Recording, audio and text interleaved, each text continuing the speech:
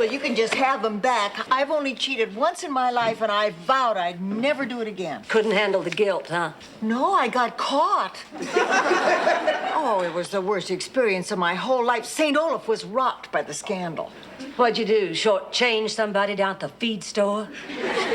Worse. I fed BBs to my prize lamb Harlan so he'd weigh in heavier at the county fair. Oh, my God, Rose, how do you sleep at night? I knew it was wrong all along, but I wanted to win first prize. And I would have if Harlan could have held it just a little longer.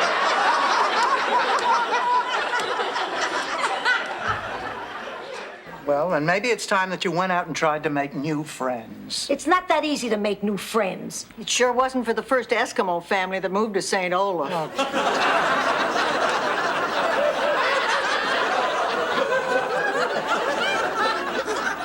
Especially after they sawed a hole and went salmon fishing in the middle of the local ice skating rink.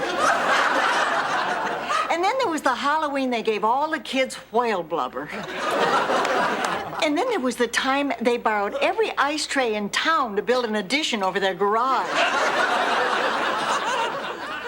What was the point, Rose?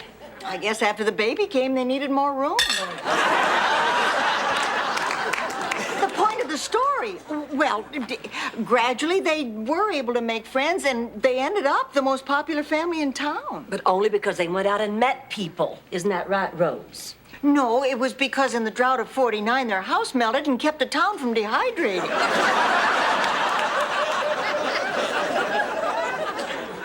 Did you not sleep again last night? No, and it's been 3 nights in a row. Honey, have you tried drinking warm milk before you go to bed? No, I can't drink warm milk. It reminds me of the time Cousin Enoch fell into the vat of milk at the dairy. Goodness, was he hurt? Oh, no. In fact, it began the annual tradition of the St. Olaf milk diving tournament. I won 3 times in the low-fat division. Eventually, they discontinued the event when several spectators were caught dipping their Oreo cookies in the winner's swim trunks. I'll get it. You know, maybe she's right. We didn't give Barbara much of a chance. First impressions can be wrong. You're right. I remember when I was a little girl back in St. Olaf. There was this old lady who lived up the street. She never smiled. I mean, she always looked angry. The kids said she'd kill anyone who even stepped on her property. We used to call her Mean Old Lady Hickenlooper. Yeah, kids can be pretty cruel. No, that was her name, Mean Old Lady Hickenlooper. She had to change legally because everybody called her that anyway. Then how come your name isn't Big Dummy? Well, there were already 3 other people in town. But that's beside the point. One day, I got up the courage to go up to Mean Old Lady Hickenlooper and ask her why she always frowned. Well, she had been born with no smiling muscles. I pointed out that a frown is just a smile turned upside down. So from then on, whenever I'd go by, she'd stand on her head and wave.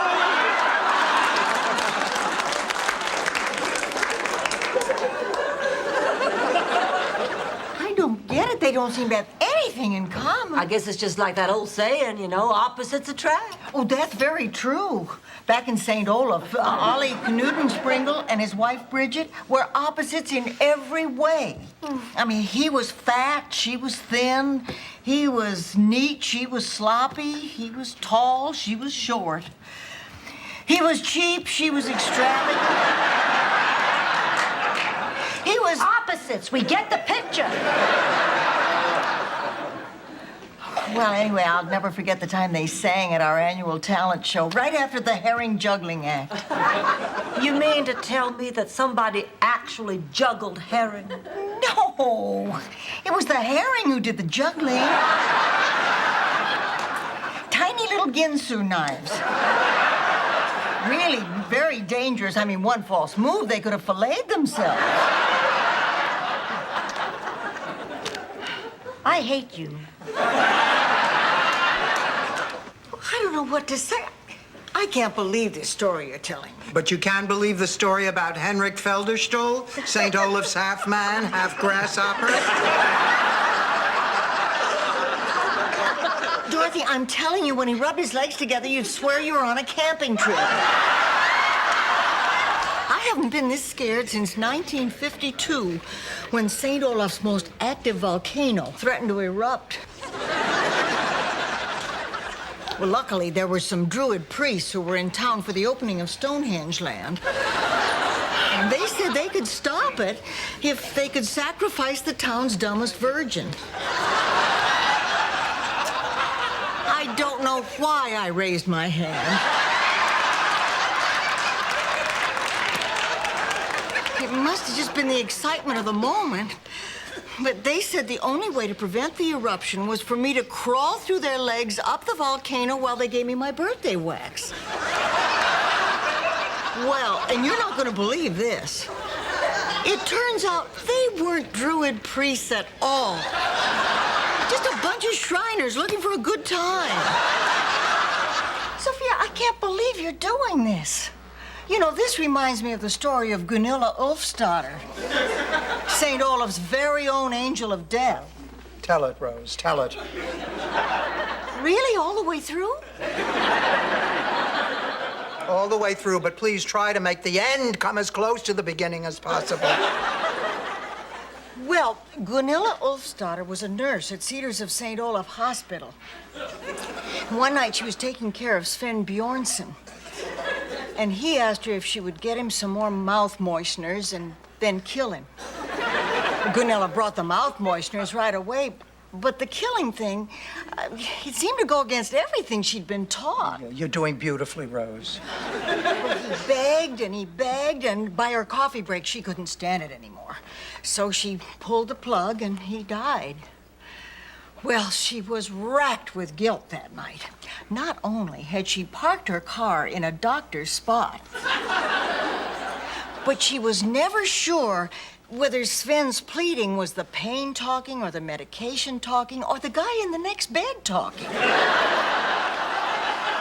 You see, the guy in the next bed was Ingmar von Bergen, St. Olaf's meanest ventriloquist.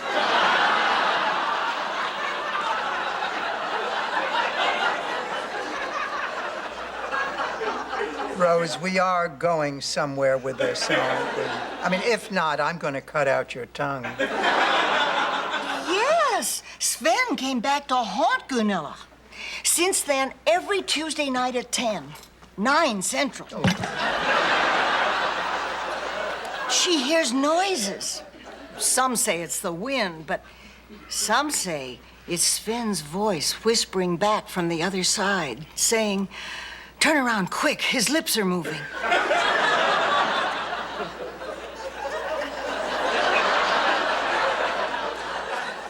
You see that, Mom? You kill someone, you end up being a Rose story. Someone was actually able to deceive me once.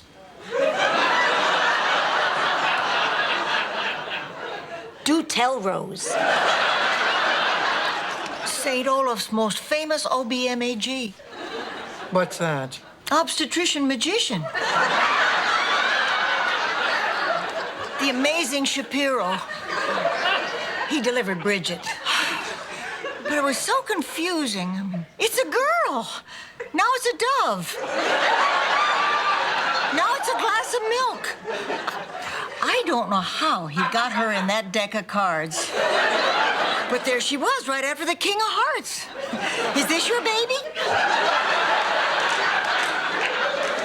I can't take it anymore. I've got to say something to that guy. Dorothy, I know how frustrating it is to just sit and watch, but there's nothing we can do. It's her daughter. It's her choice. It's like something that happened back in St. Olaf. Oh, Rose, stop. Rose, why is it when any one of us makes an observation, the first thing we hear from you is back in St. Olaf? Did it ever occur to you that we might be sick and tired of hearing back in St. Olaf, back in St. Olaf, back in St. Olaf? Gee, no, I never realized. I'm sorry. Oh, that's okay. Back in that town whose name you're tired of... Rose!